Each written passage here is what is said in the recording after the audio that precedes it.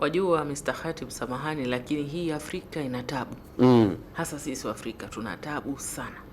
Kwa nini? Sisi tukishafanikiwa tu kwenye macho ya ndugu zetu, sisi ni money machine. Tunaweza hata tukawa tumeamka asubuhi, hatuna hili wala lile, simu ikapigwa, mtu ataka fedha. Na mtu anataka fedha, hajui kama huna fedha.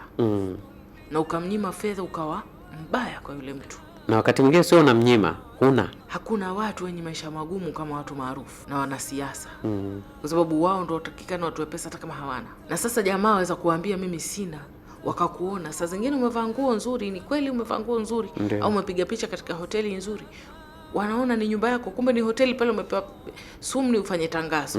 Wanakuona unaendesha magari, kumbe gari ni la tangazo. Wanakuona unaingia na kutoka, una handbag nzuri, kumbe handbag ni ya tangazo. Waje kufikia fikra ya kuona kwamba hili ni tangazo, huyu bwana hana fedha, si leo.